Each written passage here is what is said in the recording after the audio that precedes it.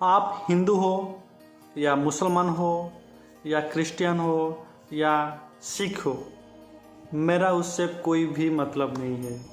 आप खुद का भगवान को देखो। अगर आपका घर पे उस फोटो है, उस फोटो के अंदर आपको दिखाई देगा आपका जो भगवान होती है उनका कान होता है और उनका हाथ भी होता है और उनका पाँव भी होता है।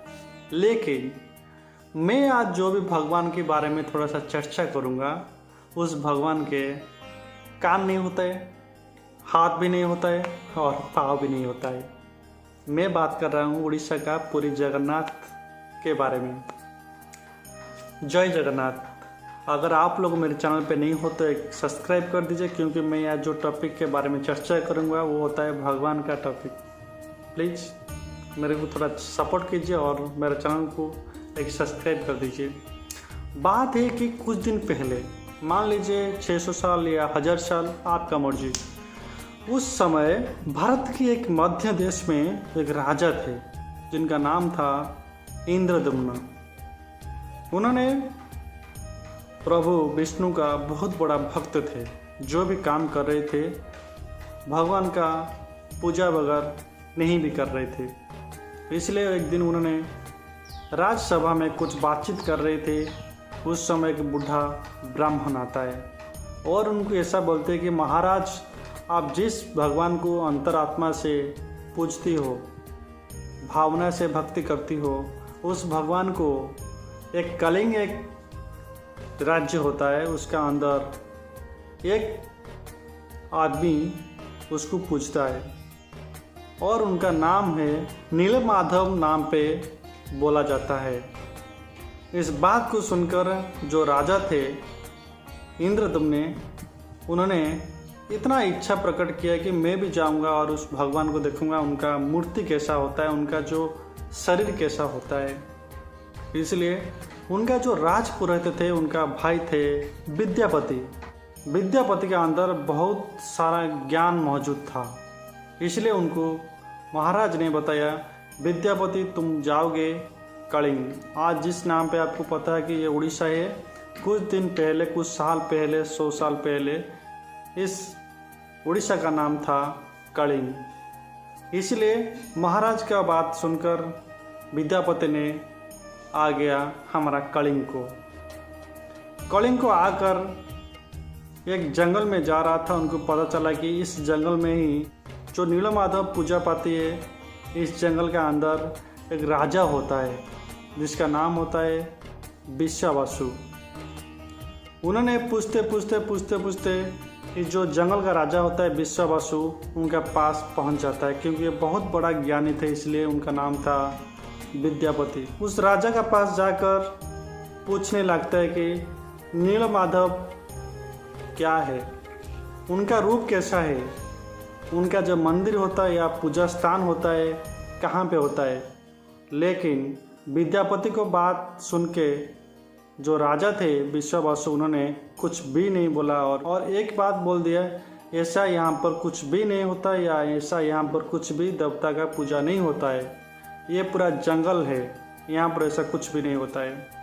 लेकिन विद्यापति को ये बात सही नहीं लगा। विद्यापति को पता चल गया था कि ये राजा मुझे झूठ बोलता है। इसलिए उन्होंने उसी गांव का अंदर कुछ घर बनाकर रहने लगा।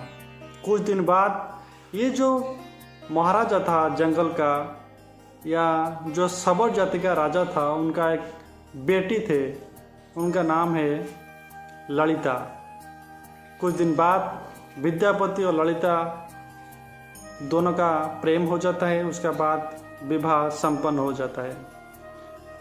और कुछ दिन बाद विद्यापति ने बताता है कि उनका पत्नी को कि मुझे आप जो भगवान को पूजती हो नीलमाधव, जो एक स्वयं विष्णु है, तो मुझे उस विष्णु को थोड़ा देखना है। जब एक पति कुछ मांगता है पत्नी को, तो पत्नी मना कर नहीं सकता। इसलिए उनका पति को पकड़कर उनका पापा का पास ले जाता है, जो थे विश्वावसु राजा। और राजा ने खुद का बेटी का बात टाल भी नहीं सकते थे, इसलिए उन्होंने भी राजी हो गई अगर मेरा दामाद जाएगा देखने के लिए मेरा भगवान को, तो एक शर्त पे मैं उनको ले जाऊंगा जहाँ पे मैं भगवान को पूछती हूँ। क्या था वो शर्त? विद्यापति ने पूछता है कि क्या है वो शर्त। उनका शिष्य ने उनको बताता है कि अगर मैं आपको लूँगा तो आपका आंखों के सामने एक काला कपड़ा बांध कर ही लूँगा। बात भी सही हुआ, विद्यापति भी राजी हो गई। और उसके बाद विद्यापति ने बहुत चालाक मिजाज के थे उन्होंने, इसलिए हाथ में कुछ पकड़ा, सोरिस, आप जैसे घर पे यूज करते हैं सोरिस, इसलिए उन्होंने सोरिस को पकड़ा। जो रास्ते पे उनका ससुर उनको ले रही थी वो रास्ते में थोड़ा डाल कर गई उन्होंने। उसके बाद पहुंच जाते हैं कि विद्यापति जो भगवान का जो गुम्फा होता है उनका अंदर, उसके बाद भगवान को दर्शन करता है, फिर वापस भी आ जाते हैं कलापाटी बांध के। उसके बाद अभी आता है मेन बात, जब उन्होंने सोरिस को डाल कर गई थी, उसके बाद कुछ दिन बाद बारिश का मौसम शुरू होता है। उस बारिश का मौसम आने से जो सोरिस का जो पेड़ होता है छोटा छोटा, वो उगने लगता है। इसलिए उनको पता चल जाता है कि मैं उस दिन उसी रास्ते में गई थी।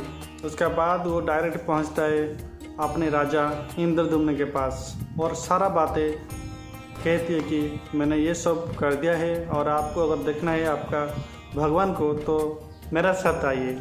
उसके बाद इंद्रदुम्न ने बहुत खुशी के साथ आ गई उस गुम्फा के अंदर देखने के लिए नीलमाधव को। जी हाँ, लेकिन जब उस गुम्फा के अंदर पहुंचती है तो गुम्फा के अंदर भगवान का मूर्ति नहीं होता है। ये सब देखकर राजा इंद्रदुम्न बहुत गुस्सा हो जाता है और रोने भी लगता है।